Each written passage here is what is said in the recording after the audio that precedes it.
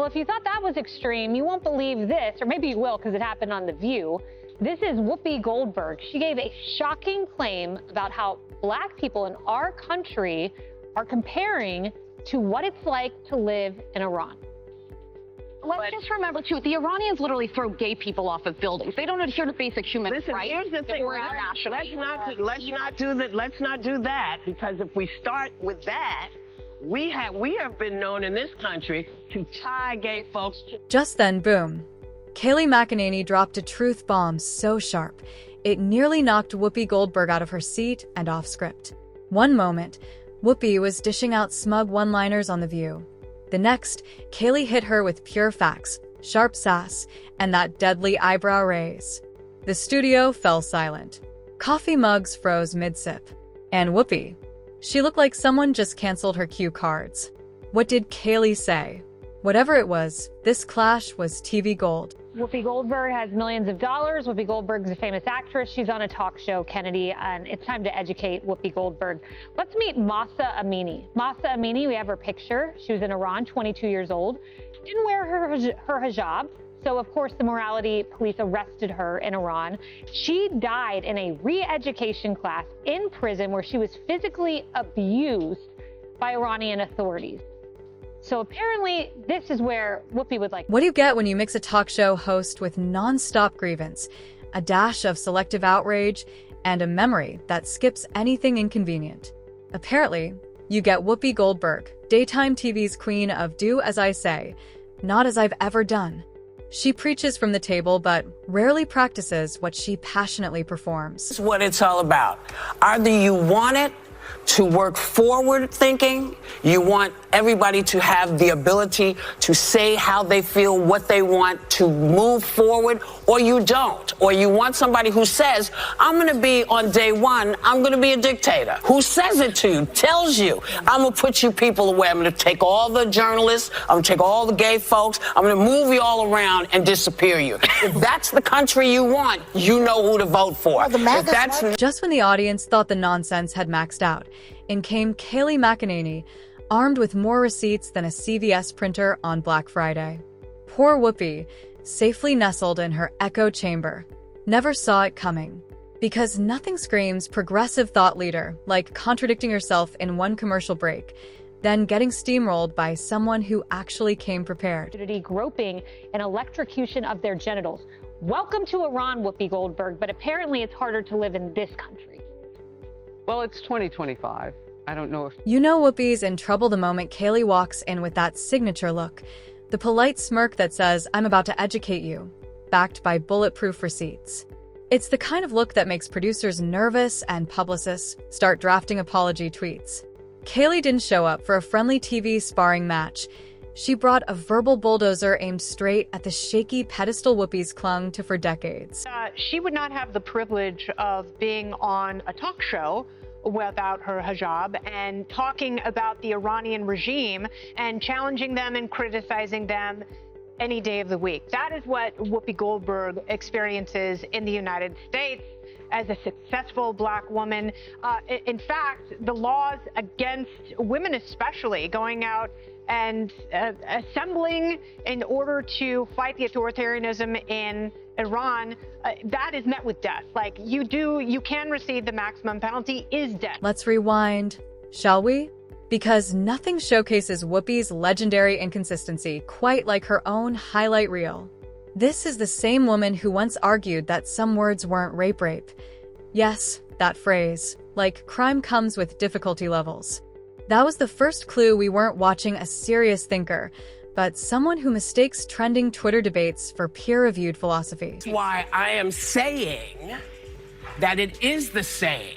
Murdering someone for their difference is not good, whoever does it. It's not good.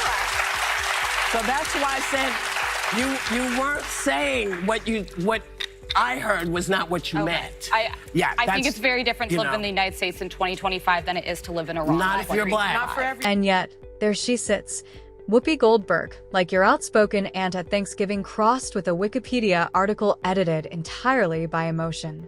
She dishes out moral lectures like Oprah giving away cars. You get a lecture. You get a lecture. Everybody gets a lecture. But Kayleigh McEnany wasn't there for moral handouts. She came armed with receipts, a razor-sharp memory, and that trademark dry smile that silently screams, "I know what you said, and I printed it out."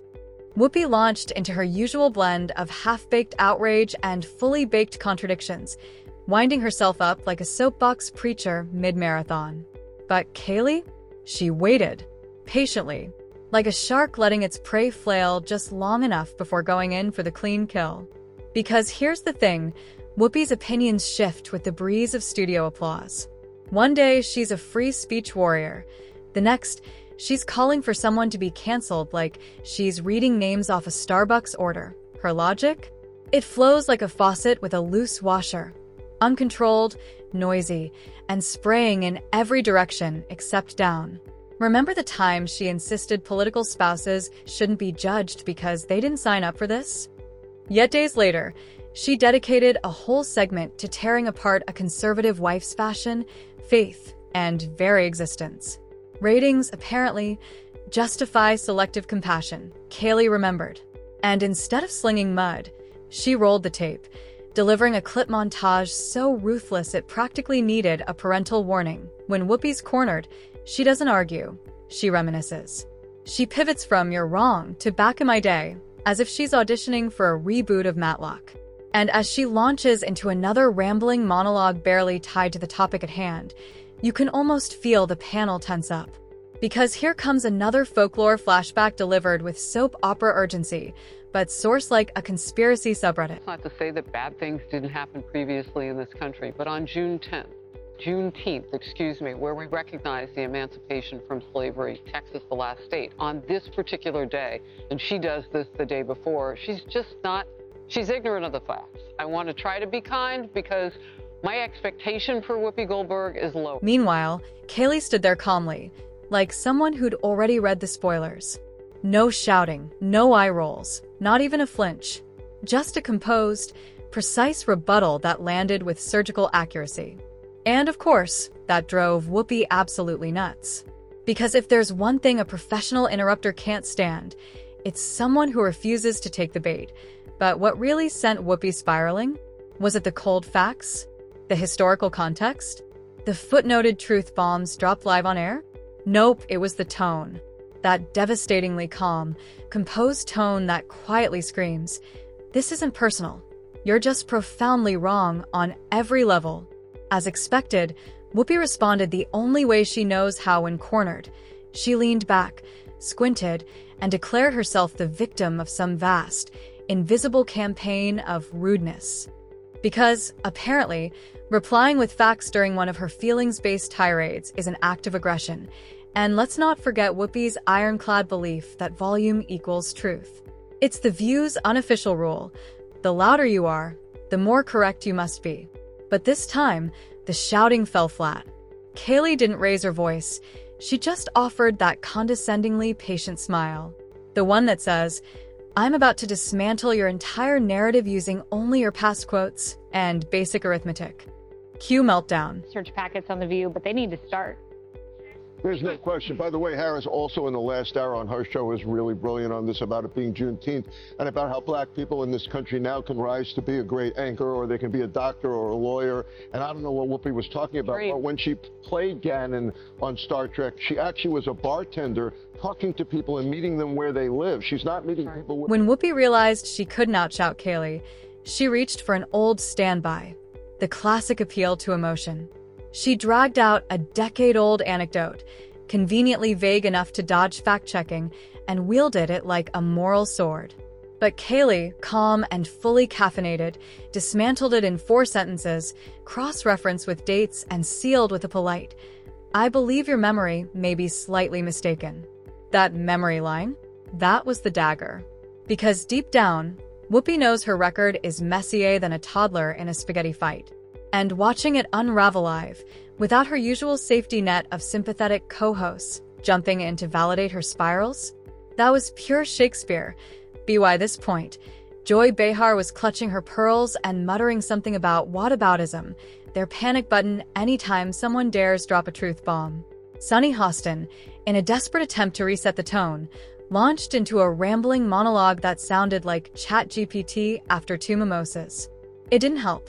Kayleigh simply nodded, waited, and then served another slice of logic pie with the quiet precision of a kindergarten teacher grading in red ink. And here's the thing about Kay's delivery. She's not just smart, she's bulletproof. Her facts are laminated. She speaks like someone who knows her arguments could survive a congressional hearing, a newsroom fact check, and your grandma's Facebook comment war. Every rebuttal landed like a mic drop, made not of ego, but of law books, timestamps, and receipts. This goes beyond the pale, because if you can't see where we're coming from, then you have no hope for where we can go. That's as racist as anything else I've heard. Whoopi tossed out a Hail Mary claim, clearly hoping to catch Kayleigh off guard. No dice. Kay simply raised an eyebrow, quoted a headline from 5 years ago, and calmly added, "You said that during sweeps week." Gasp. Whoopi blinked. Somewhere, a producer silently Googled, "Can you sue someone for being too right?" And the best part? Kay didn't even need a zinger. She just let the silence speak. That silence, the one that hangs in the air after a surgical demolition, is louder than any clapback. It said, "We could continue, but there's really nothing left of your argument without calling in a forensic team." That's what made the takedown so satisfying. It wasn't cruel. It wasn't showy. It was surgical, strategic.